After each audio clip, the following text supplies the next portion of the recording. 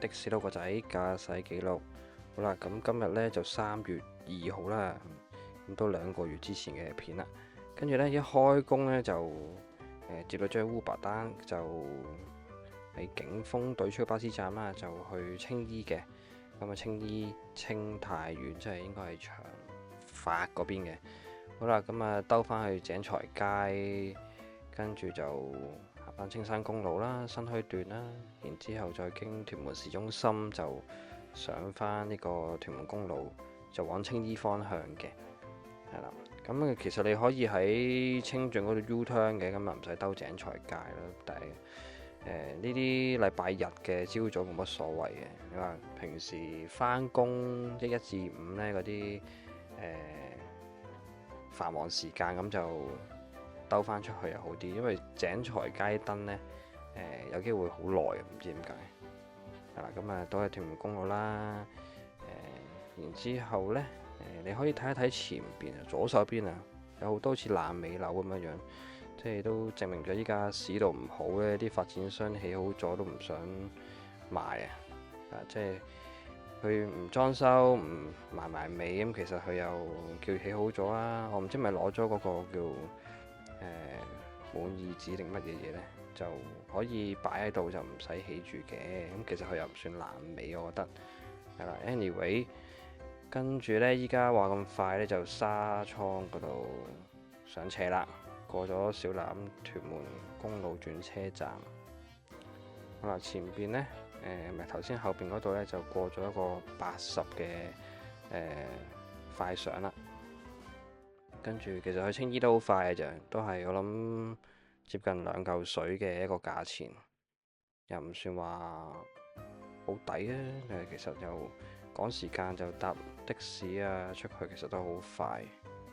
係啦，咁啊其實導航呢又叫我行荃灣路嘅，但係我一直都覺得去青衣呢，其實行呢個汀九橋，然之後喺個行政大樓嗰度 U 翻去嗰個青衣北岸公路呢，就應該係最快同埋最冇乜車咯。我覺得就嗱，呢度要靠翻最左啦，然之後呢就靠右，跟住前面嗰架泥頭車就啱噶啦。好啦，跟住呢，就如果平時呢行青馬大橋下層呢，其實都係咁樣兜嘅，但係我哋係咯望翻啱啱我點行呢，就可以兜翻嚟青衣嘅北岸公路啦。咁啊，留意呢度其實之前都行過啦。咁呢度呢，就2支，應該係3支啊，限速70嘅相機嘅，咁啊應該都影嘅，就唔好踩住佢啦。我都知好好踩，雖然嗱，跟住第一個出口就轉咗啦，跟住然之後呢，就呢個清泰苑，即係長發停車場嗰個入口。咁啊，其實個客人就話喺頭先個閘口落去，咁但係唔緊要，佢中意嗰度落咪嗰度落咯。反正我入翻嚟兜翻出去噶啦。嗱，咁啊，領展好多地方依家都唔使嘟卡啊，都係個辨識到個車牌就起閘，其實就方便好多嘅，的確係。尤其是我冇嗰啲呢伸縮自拍棍嗰啲八達通呢，咁就冇咁方便嘅嘛。咁啊變咗依家卡都唔使拎出嚟，就方便好多啦。之後呢，咁啊喺青衣再兜一兜啦。咁其實俾我都中意行青衣城啊，跟住然之後青衣碼頭就唔入去啦，入去多數都我未試過有客嘅。然之後就係咯，去下美景，睇下會唔會有客呢，兜過去睇睇先。不過呢，可以話俾大家聽，其實都冇客嘅。咁啊，不如係咯，兜上去長青啦，長青巴士站就去個廁所加下水費先。係啦，咁啊前少少呢度轉右，咁啊見到有行家喺度停喺度屙啦，咪停喺度去屙啦。跟住呢，咁啊其實我喺度等咗陣單嘅，但係都係得我吉。唔知點解係咯？你見長青對出都好多的士等緊嚇，得啲靜啊。咁啊，唔知咧兜入嚟呢邊睇下咯。呢邊其實我又未試過，原來一個迴旋處，咁就係咯，揸的士就係咁啊，可以周圍去下啲未知嘅地方。咁其實係咯，咁啊的士咁平嘅成本，其實令到大家可以去好多地方探索下嘅。咁啊等一等呢，其實頭先有等一陣嘅，咁啊響機啦喎，咁就兜翻上去長青巴士總站嗰度啦，再兜翻落去呢個應該係青葵樓嗰邊個停車場就接客嘅。咁啊喺前邊嗰個位就等一等個客啦。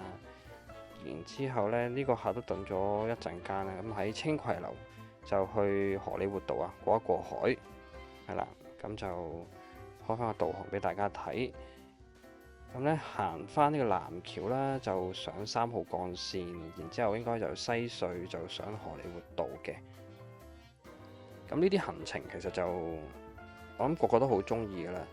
點解呢？因為嗱，好快上公路啦，然之後公路呢又可以冚冚聲咁樣去啦。嗱，呢度行80啊，尾少少嘅位置又可以行100，而且暢通無阻啦，當然唔塞車。咁就可以好快帶到客人去目的地啦。咁呢程可能3-4個字就分分鐘都要嘅，先就去到目的地。咁其實就百幾蚊。咁啊，雖然係 Uber。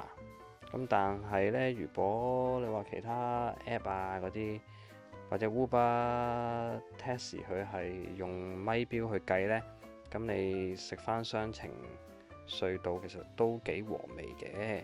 咁但係你過咗海，你如果唔中意做港島，咁你要自己諗翻點樣翻嚟九龍啦。係啦，咁呢個可能我下一條片再分享下近排點樣過海。夜晚晚過咗海點樣可以方便啲翻去九龍呢？而唔係吉車呢？呢個下條片再講。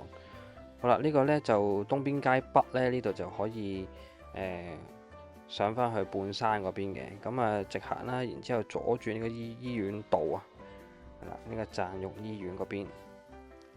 呢個贊育係咪好似舊定新呢？我都唔記得咗。因為我家姐都贊育醫院出世，所以細個就識贊育醫院呢個名嗱。好啦，之後呢，上翻去應該係呢個冇記錯係般咸道呢，定係堅道呢？唔記得咗。揸咁耐都仲係未記得晒。不過唔緊要嘅，有導航其實都幫咗大家7、8成啦。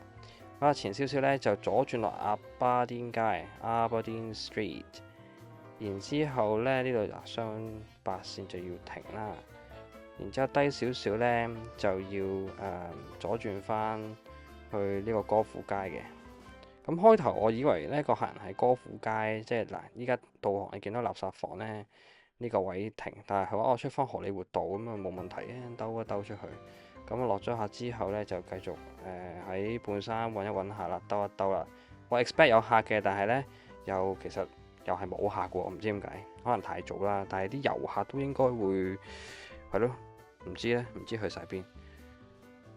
咁呢，你見到依家個畫面有啲朦啊，因為呢，唔知點解冷氣太勁呢，有時就搞到個車窗唔係個擋風玻璃就幾冇氣，但係又好熱啊！嗰一日唔開呢，又好唔舒服。好啦，然之後呢，就嚟我今日第一次到嘅纜車站啦。呢個纜車站呢，近排變咗我啦喺港島嘅一個favorite 啊。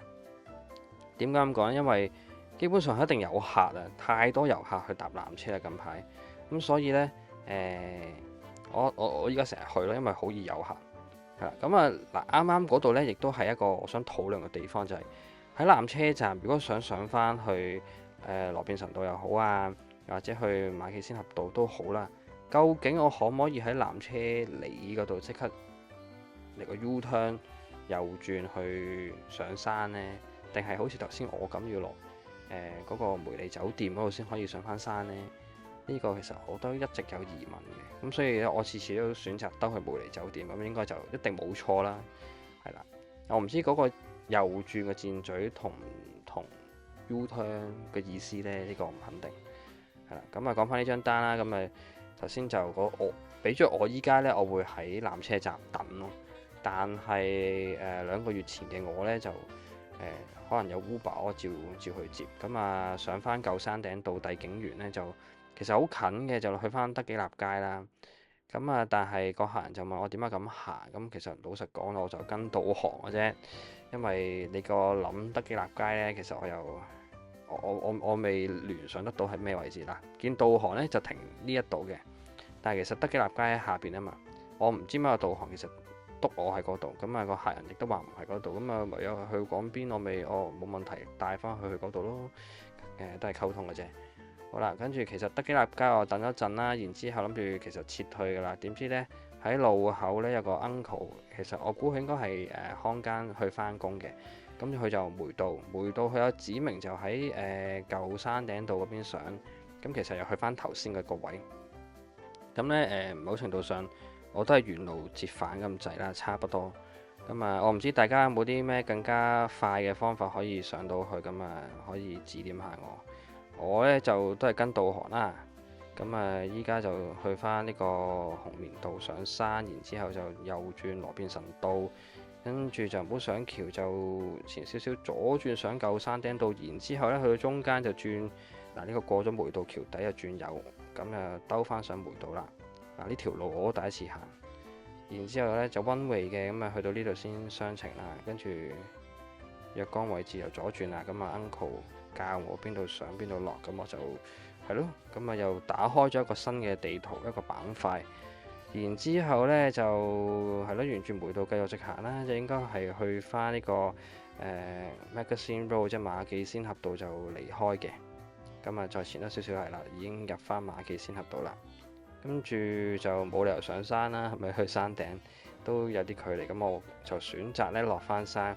落翻山呢，其實你俾着我呢，我自己我會偏好又係去翻呢個纜車站嘅，咁就誒係啦，咁啊花園道落翻去啦。我覺得我都應該係去纜車站，因為咁近纜車站，而我咁相信纜車站有客嘅話，咁啊點解唔去纜車站呢？睇咪轉右係啦，轉右啦。咁啊，其實呢，你見到有城巴或者間唔中有啲巴士其實會喺度掉頭，咁大家都要留意翻，即係唔好阻塞交通得太勁咯。係啦，但係唔知點解冇客，我又走咗咯喎？點解呢？我自己都唔係好知喎，睇嚟。不過呢，其實2個月前我就可能唔會等啦，咁但係俾我依家會等，因為真係幾個字呢，其實就有客㗎啦，係啦。咁睇嚟呢，我依家應該係有客喎，又喺舊山頂道，所以我又沿路折返啦。咁啊，上去睇睇先，又係嚟到帝景園，冇錯啦。咁今次又喺右邊嗰兩座啦，咁就調翻個頭，就等一等個客人先。好啦，咁啊，客人上車啦，就過一過海 Uber 就去呢個尖沙咀新港中心，即係廣東道嗰度。咁啊，首先落翻山先啦。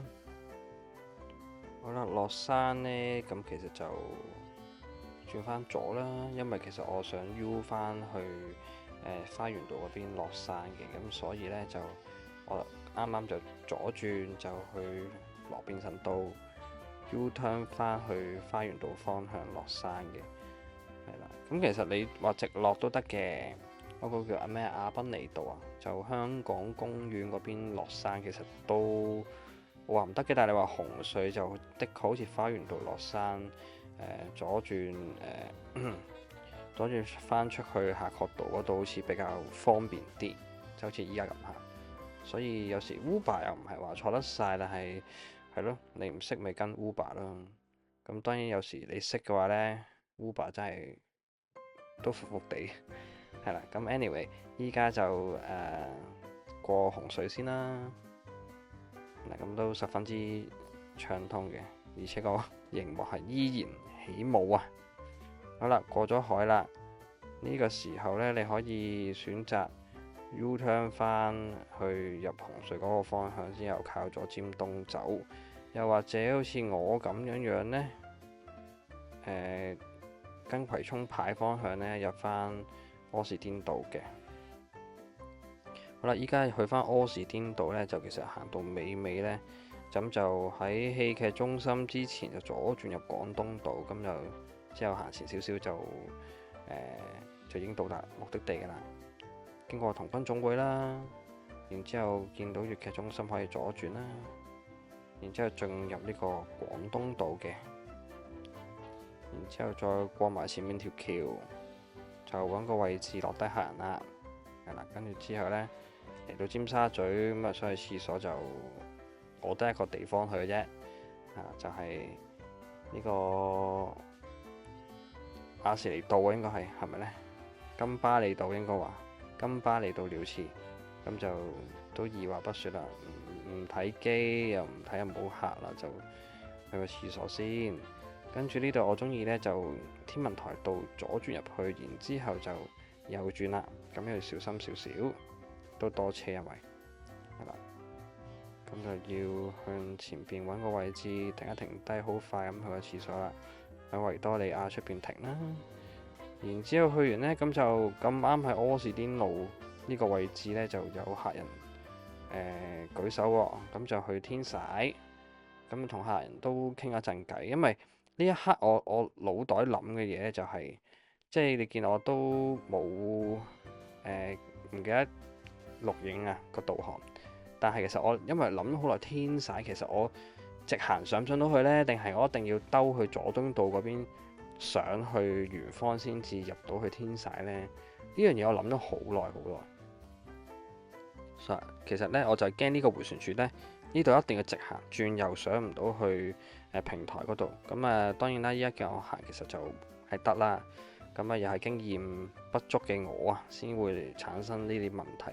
但係呢，因為我就同客人傾下偈啦，即係又扮下話我唔識啦。咁事實上我又係唔識嘅。咁變咗同佢講聲，大家交流下。咁其實啲客人都好願意帶路嘅。咁就係咯，唔使擔心嘅就咁已經上到嚟啦，放低咗個客啦。然後呢，就沿路落返去啦。如果咧平時圓方呢啲人成日話兩個地方停嘅，咁呢度呢，左轉，然之後呢落返去呢，天天海南雞嘅多數落就呢度左轉呢，呢度再左轉啦，咁入邊就有個天天海南雞嘅一個落客位，咁所以都可以大家參考下嘅。係啦，咁呢個時候呢，會唔會去高鐵站呢？都有可能冇咁行嘅啦。U 翻個 turn 先，靠晒左。係啦，冇錯啦，都100% 係入高鐵站啦。咁呢，我諗我真係近呢半年內呢，都係好中意去啲大站牌，因為你知道呢，其實多咗內地遊客嚟香港嘅，的確係，即係可能大家見過去5·1黃金週都多人就知啦。咁變咗你話高鐵啊，好多景點，例如我頭先喺灣仔，咪喺港島呢個纜車站，我都其實係好易有客嘅，但係我就啱啱嗰2次示範呢，就離開咗啦。咁大家可以睇我稍後時間嘅地方嘅片呢，都見到我其實好中意去纜車站，真係。好啦，咁唔講纜車站算，就講高鐵站先。高鐵站呢，上咗客人就去將軍澳 Popcorn 啊，咁係一個唔錯嘅旅程嚟嘅。咁呢，多數去九龍東呢，我自己又比較偏好呢，就出去佐敦道嗰邊去上加士居道天橋嘅。咁所以呢，依家就係好似我咁行啦。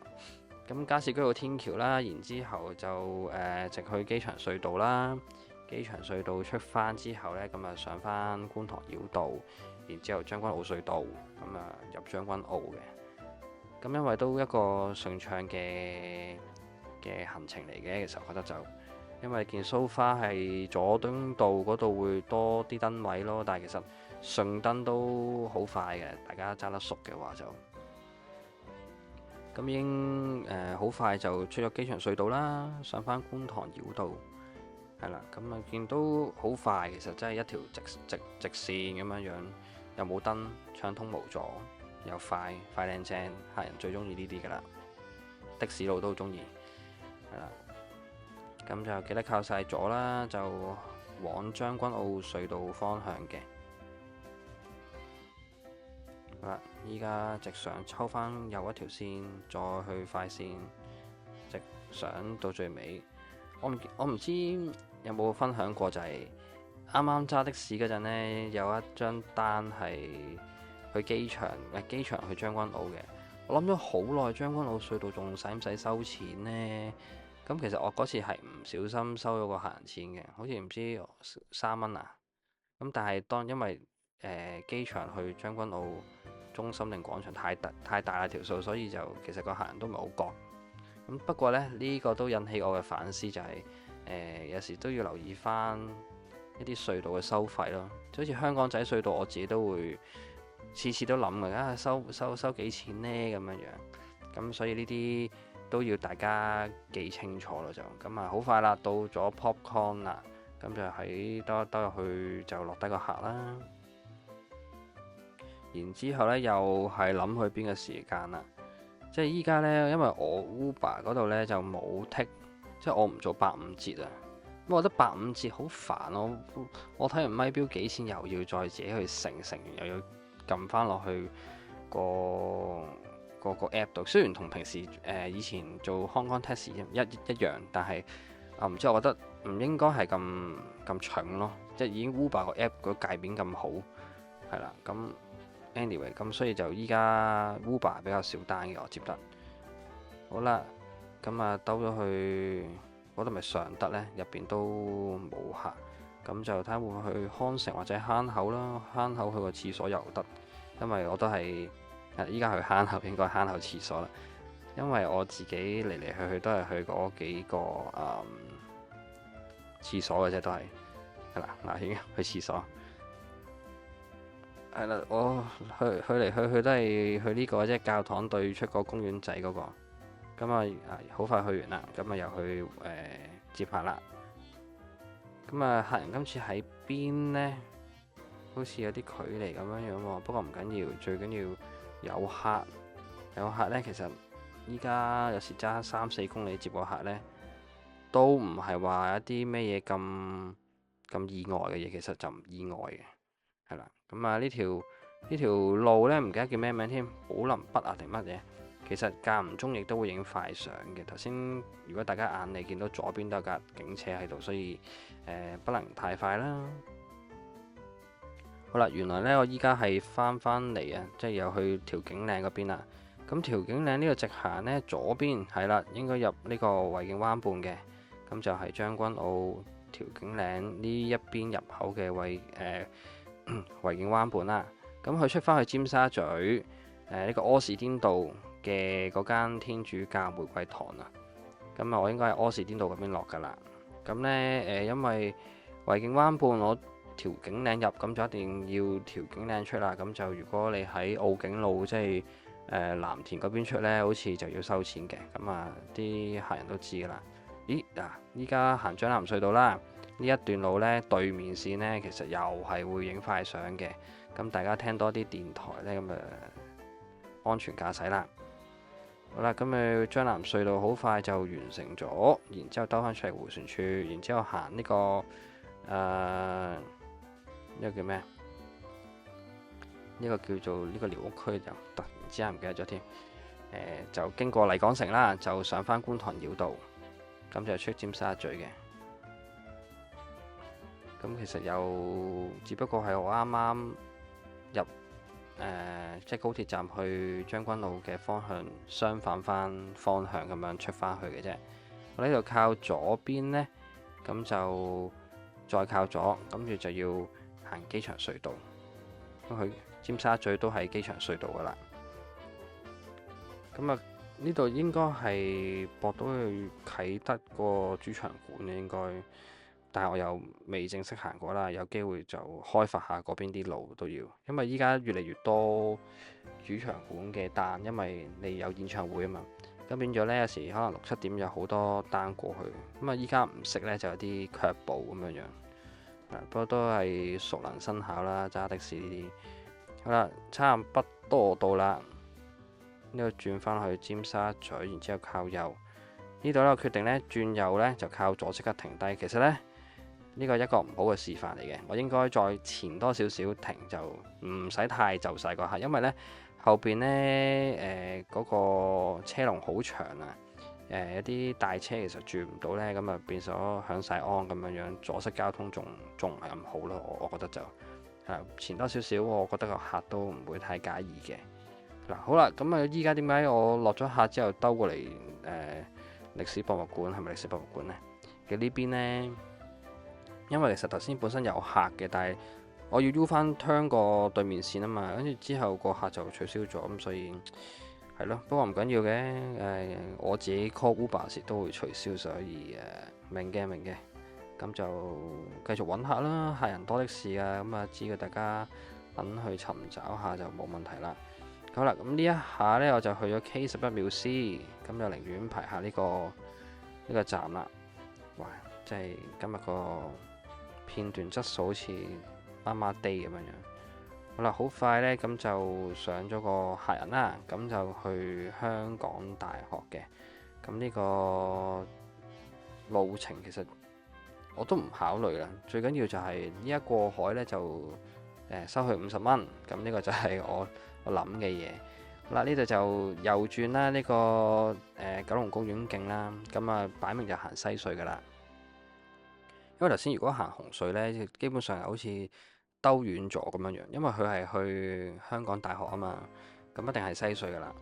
咁我前少少呢，就左轉啦，入翻個柯士甸道隧道，然之後呢就望住西隧個牌。咦，唔係喎，呢度係可以去翻平台呢度 U 翻落去喎，係喎，真係有時真係要靠地圖。呢條路呢起好咗，我老實講我就第一次咁樣上落去，感覺上係好快嘅，的確係十分之快，同埋即係冇乜燈啊，就落到西隧啦。咁啊，又係頭先啦，呢個東邊街北啦，然之後就西邊街上啦。跟住應該靠右就去薄扶林道嘅，冇錯啦。跟住就蛇仔轉下轉下轉下轉下，咁就上到差唔多位置，見到呢香港大學站個牌就可以左轉啦，然之後再左轉就入閘。咁入閘香港大學呢，就其實我都係同一個位置落客人噶啦，因為我唔係讀 Con U 呢，咁我就唔知呢個位叫咩名啦就。好啦，落咗我如果 U 翻個對面俾個客落車，然之後我就再 U 翻走啦。係啦，好啦，跟住之後呢，就落翻呢個堅道出口，跟住今次呢，好近喎，堅道出口就直落去呢個叫做高士台，應該係啦。有個客人就去中坎角嘅，咁呢個客人都係 call Uber 啦，因為呢啲單其實都係 Uber 單嚟嘅，但係我呢日算係咁樣樣咯。雖然話我頭先話做少咗 Uber 單，但係都有嘅。不過過多幾日嗰啲單呢，我就真係少做 Uber，多咗做街客，因為都多遊客啦。學我話齋，咁啊，其實嗰啲大站都好多遊客，去啲地方都易去嘅。其實就同埋做遊客呢，你同佢可以多啲交流啦，一嚟可以傾偈啦，二嚟呢，有時你咪叫佢俾個地址你咯，咁大家就會多啲溝通，其實就會好啲。反而香港呢，有時就怕醜啊，大家唔敢講嘢呢，就即係反而溝通少啲咯，我會覺得係啦。咁呢，依家就經薄扶林道啦，就去到已經係啦，置富啦，已經去到。不過我哋就 keep 住落山，落山呢就路路暢通啦，就已經去到，應該都經過埋薄扶林村，然之後呢就望住個海落去就啱啦。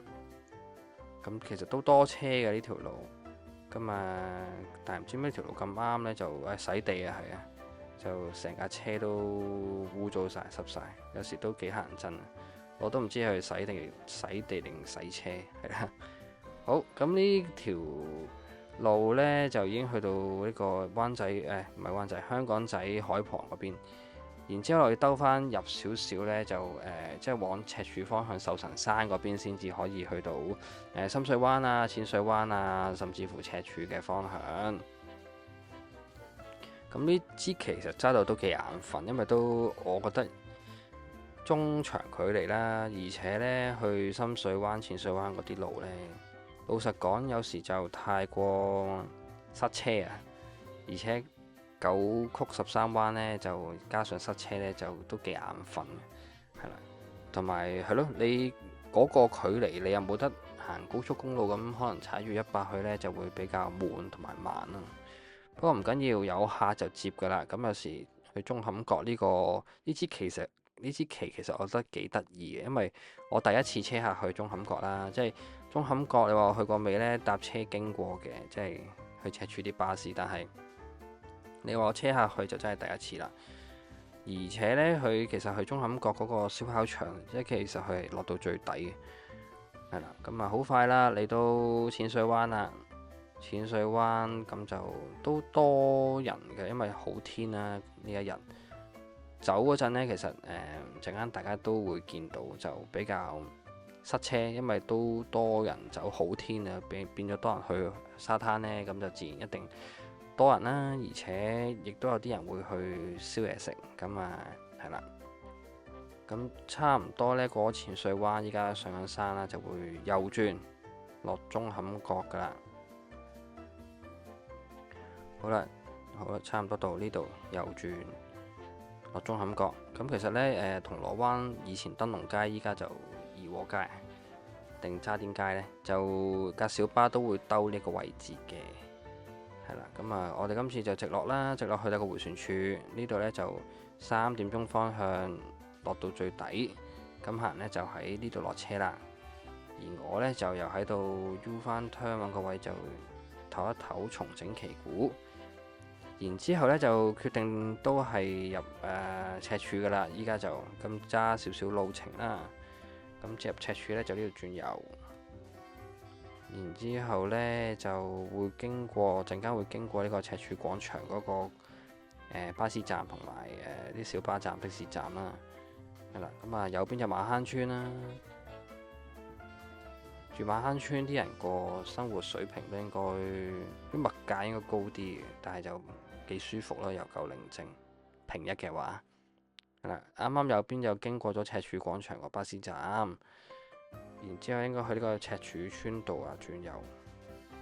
咁呢，我就淨係識去一個廁所，就係右邊體育館啊加圖書館嘅嗰一個公廁。咁我見到個上落客位咁啊，梗係嗱聲自己搞掂啦。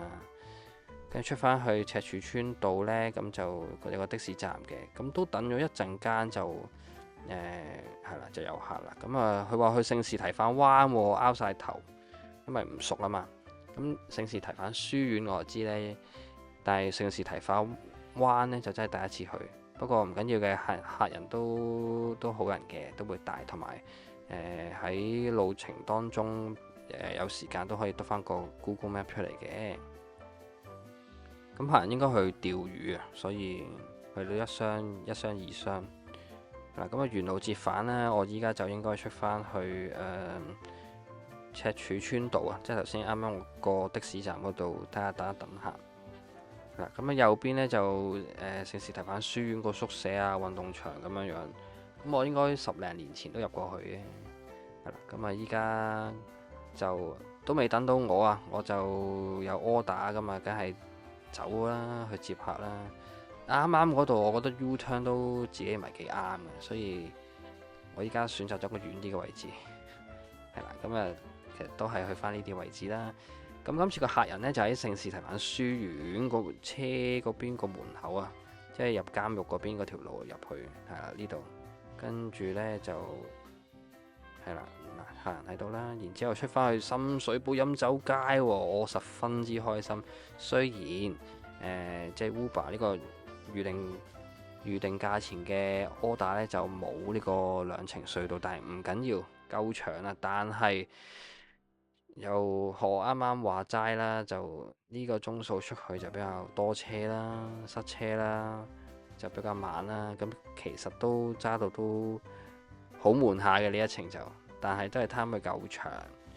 你見大家就依家呢，就差唔多去返啱啱轉入去舂坎角嗰個交界位啦，係啦，即係呢一個。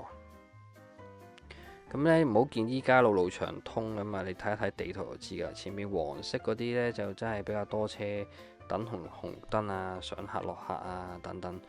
好啦，首先呢，就去到呢個淺水灣嗰邊，應該都開始塞㗎啦，前多少少。因為淺水灣呢啲呢，去到黃昏就差唔多時間走啦。如果你唔係 BBQ 嘅話，咁變咗就開始啲人一嘢就一窩蜂湧走，咁啊又令到個交通又比較疏導唔到。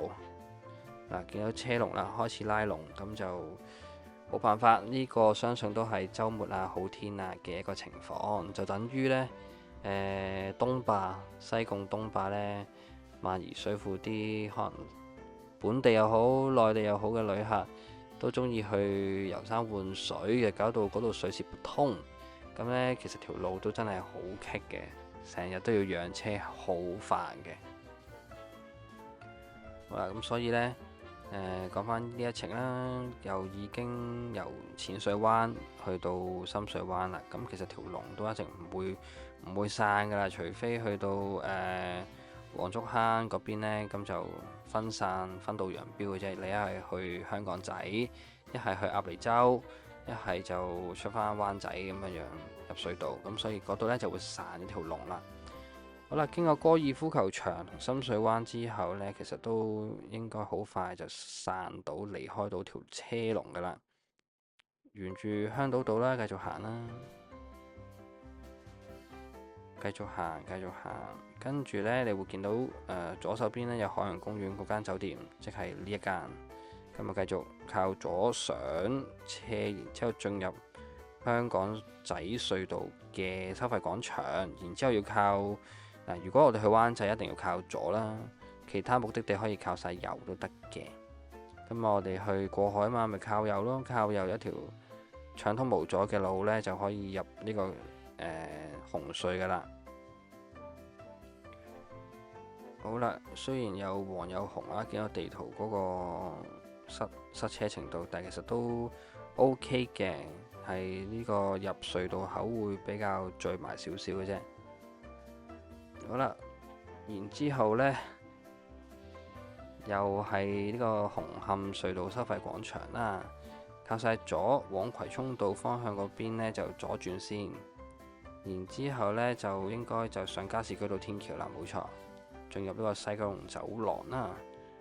因為我哋係去欽州街，所以其實可以繼續沿住加士居道天橋直行，然後落渡船街都 OK 嘅。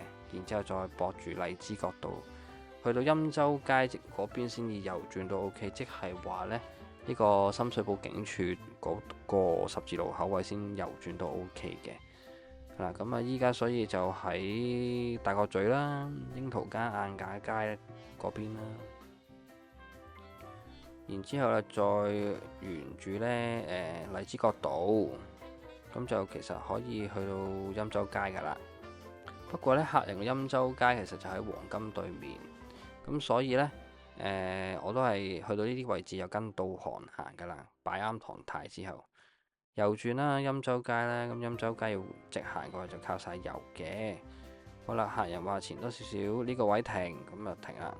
好啦，跟住又另外一個戲肉，一停呢，有兩個妹妹呢，我諗10零歲啦，佢就一齊上車。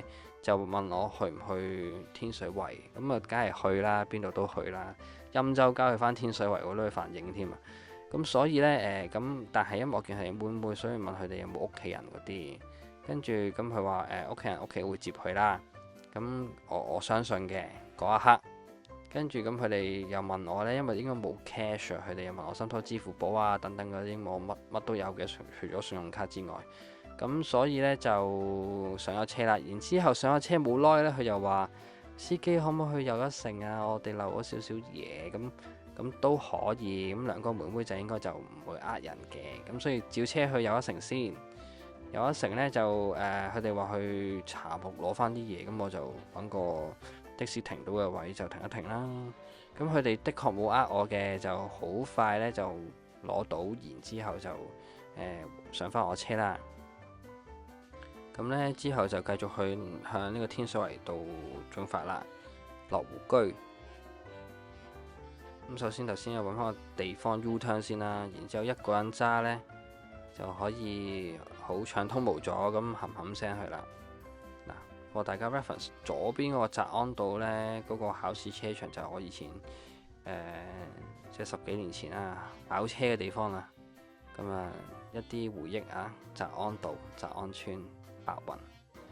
好啦，講返呢度啦，咁就繼續行呢個7號幹線，然之後呢，就可以駁返屯門公路，就可以去到天水圍。嗱，呢個呢，我亦都有問兩個妹妹嘅，我哋想行大欖啊，定係行屯門公路呢？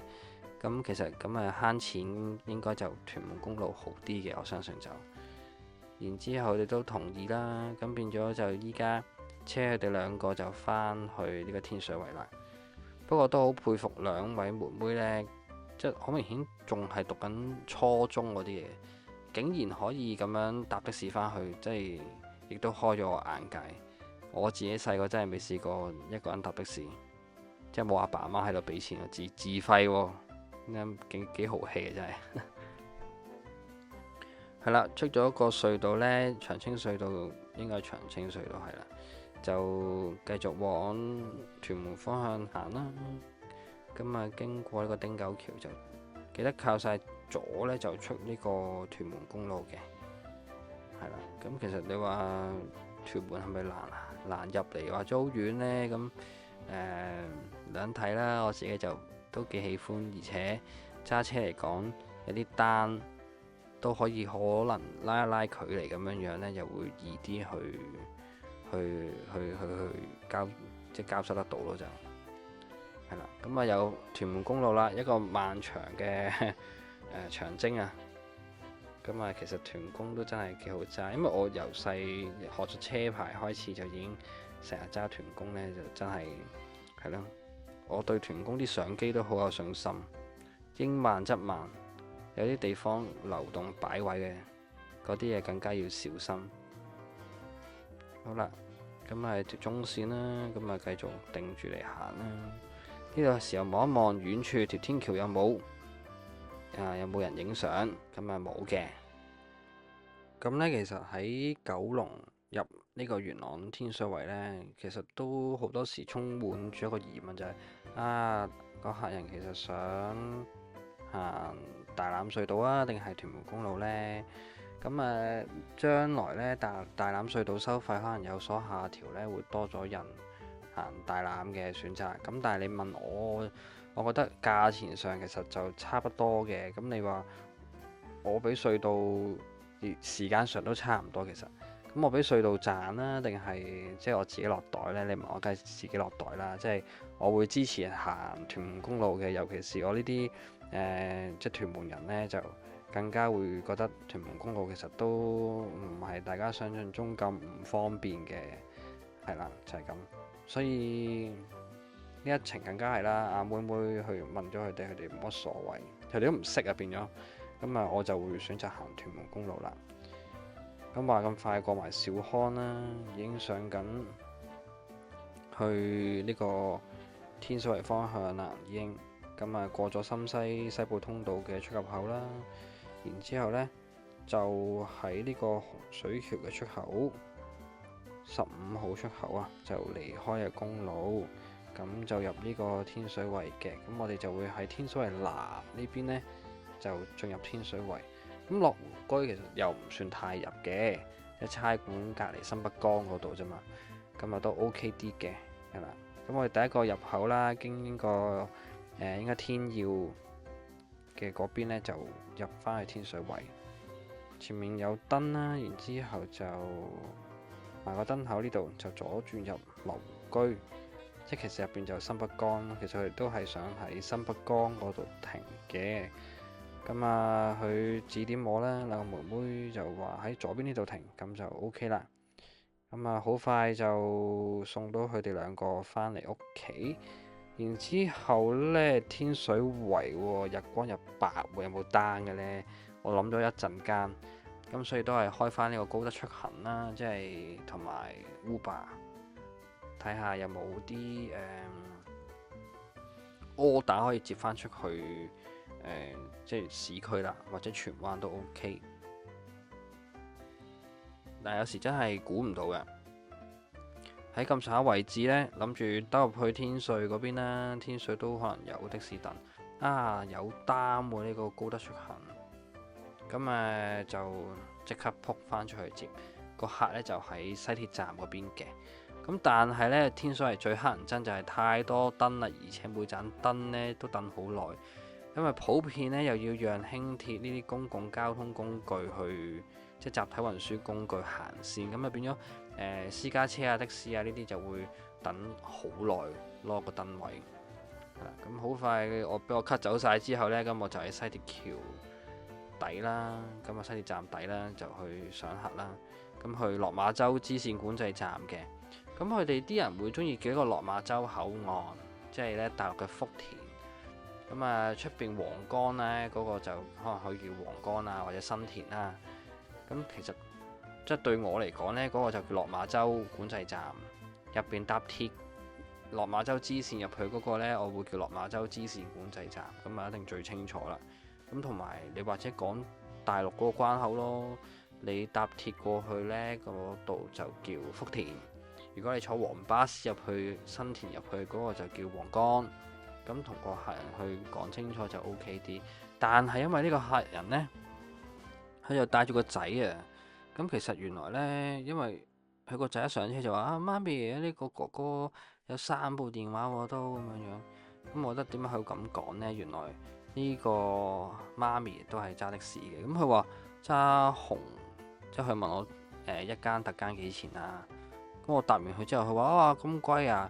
我依家租俾嗰個特間唔知咩200蚊咁樣樣喎。我心諗下200蚊租特間禮拜日，你唔好講笑啦！你咁樣做爛事喎，好似係。不過唔知啦，可能佢哋熟啦，或者即係200蚊租俾你包咗好多服務呢，可能係啦。呢個就唔理啦。咁但係我覺得就好似有啲假咯，係。然後呢就好快到新田啦，其實就新田啊、落馬洲附近其實都收地，有好多發展。係呢個北部都會區都發展好大。好啦，跟住我哋直入呢個叫咩呢？落馬洲路啊。總之就跟車入啦。係啦，咁啊呢個時候導航其實就已經收皮噶啦。佢就已經帶唔到大家入去，就係不斷叫大家 U-turn，咁所以可以唔使睇。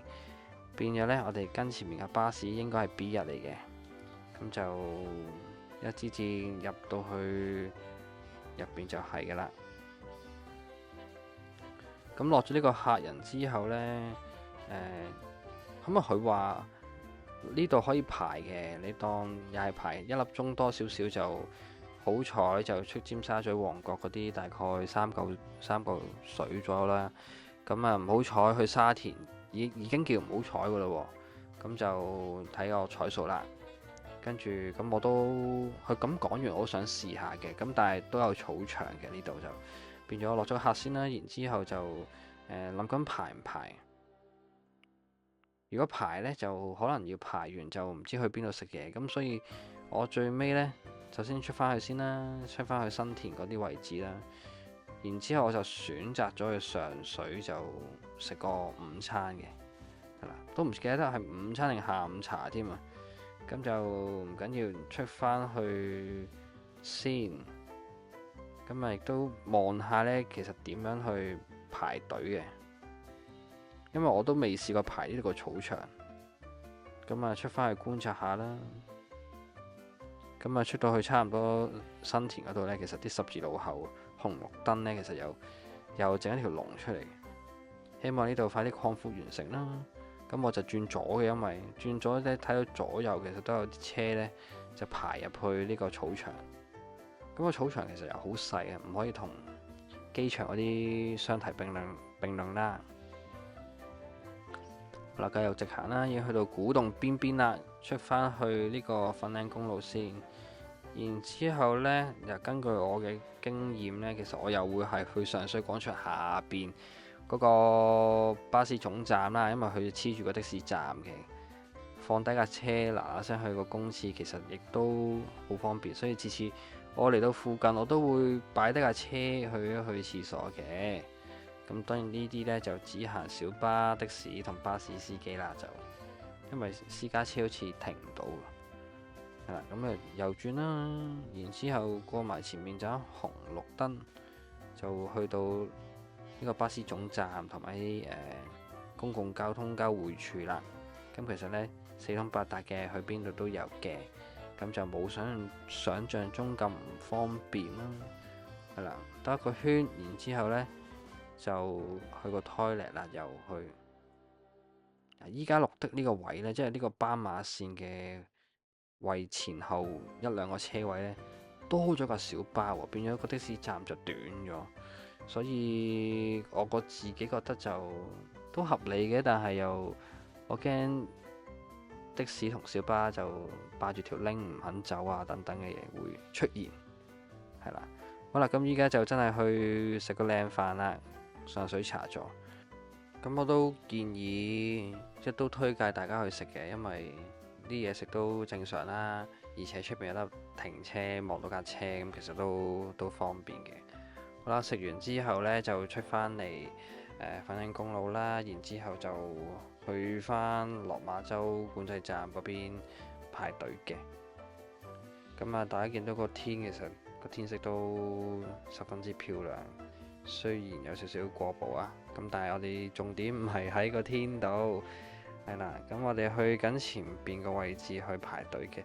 咁我開頭呢，就見到右邊條龍，我諗緊啊，係咪呢度轉入去呢？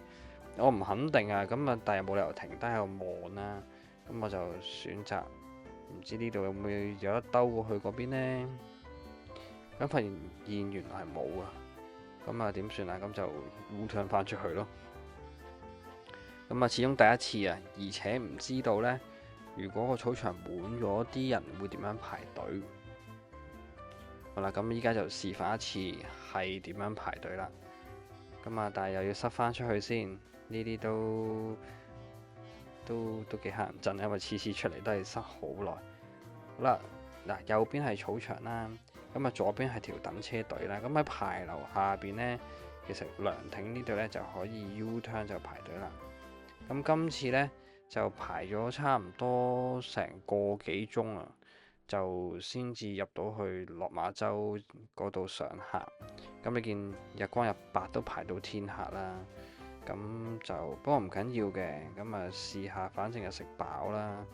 咁而且又唔係太遠，咁可以試下接客嘅。睇下個 Auntie 頭先西鐵站團天水圍西鐵站上個 Auntie 講嘅嘢係咪啱先？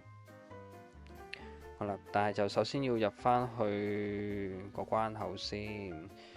依家呢個鐘數呢，我相信我見好多車都出返嚟。咁其實入邊應該呢唔使等太耐。咁我哋睇下係唔係啦。因為其實呢，大家喺呢度過關呢，好多人搭 B1 嘅，爆得好勁啦。見到右邊其實爆得好勁，而我呢邊呢就係好吉嘅，其實就咁好快上咗個客呢，就係去康城啊！哇！我心諗我都未試過喺落馬洲去將軍澳，咁啊，我覺得係一支唔錯嘅旗嚟嘅。咁呢，睇下客人就行邊啦，你俾我呢，就依家首先經翻粉嶺公路啦，去翻上水啦，然之後呢，就沿呢個吐露港。咁啊，出返去沙田嗰邊先嘅，然之後呢，就要諗行獅子山隧道定係行大老山啦。咁其實喺東邊呢，就梗係行大老山啦，即係冇理由落返去九龍中咁樣行獅子山先至再向東行。咁所以呢，呢個時候都係要問一問客人。咁啊呢一個就話冇乜所謂，咁變咗咁啊行大老山咯。因為大老山的確快啲嘅，咁所以就加多20蚊嘅都係搭得的士都唔爭在。好啦，出返古洞，古洞呢就去上水，上水再落粉嶺，粉嶺就可以再落去大埔啦。咁都算一個大長征啊！呢一次。咁其實呢，呢一日呢，依家呢支旗呢，都應該係我今日最尾嘅一支旗啦。其實之後仲有嘅，但係太黑呢，我就都唔喺度 show 俾大家睇。咁我都應該做到成點幾2點嘅，就實際工時其實都有差唔多20嘅，又未真係20嘅，即係18咁上下啦。咁其實都好長。咁啊，不過我 hea 住揸嘅，就大家做個參考就 OK 啦。咁其他片長太長，我唔想剪到條片就變咗成粒鐘咁啊，太悶。因為依家都挨近1粒鐘，都好長，都豐富得滯嘅，我覺得就大家都會悶啊，同埋未必個個會睇到最尾啊，所以係咯，精簡少少，帶到一啲信息俾大家就 OK 啦。咁呢，咁今日其實就係咯，就3月頭啦，就去咗纜車站啦，然後亦都過咗2次海啦，然之後就好彩就喺赤柱出得返去深水埗，深水埗又好彩啦，個妹妹去天水圍，天水圍又帶到我去落馬洲口岸，而喺落馬洲口岸呢，亦都好好咁有支旗去返將軍澳。咁啊，其實之後應該將軍澳嗰度呢，再撳多啲旗呢，即係撳啲愛回家功能啦，就翻咗去荃灣個頭嘅，咁就方便我翻屋企。所以呢，呢一張單呢，去康城之後仲有嘅，咁但係呢一條片就我哋以呢一條片就做尾聲啦。咁去到大學站出邊呢，買尿水左緊呢，其實就要望住去大老山隧道嗰個牌，就過返去對面河先，即係沙田醫院嗰邊啦。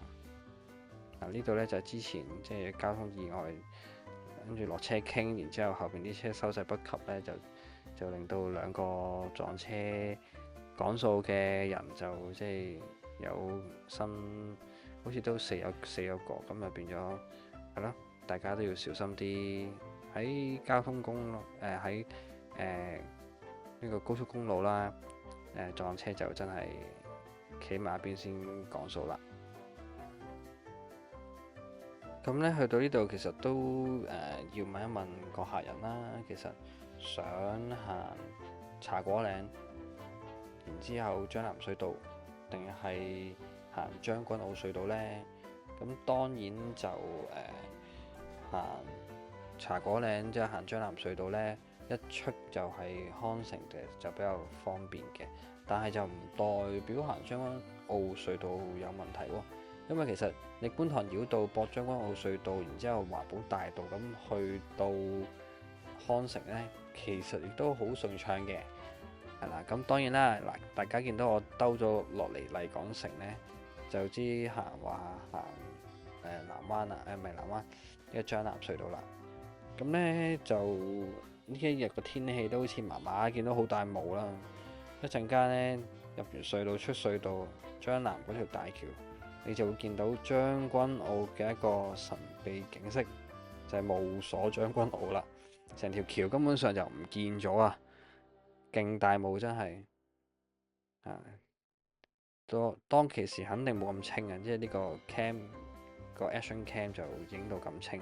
當其時真係我諗能見到5-6米左右嘅啫，真係好誇張。好啦，咁離開咗將藍隧道條橋之後，左轉就係康城啦。咁佢又話喺商場度落，咁就商場度落咯。跟住係啦，咁就之後揸多排就收工返屋企啦。咁所以今日條片就喺度完結咁啊。第2條片我都剪好咗噶啦，其實就咁再執頭執尾就再出俾大家睇啦。多謝大家支持，記得 like、comment、share，拜拜。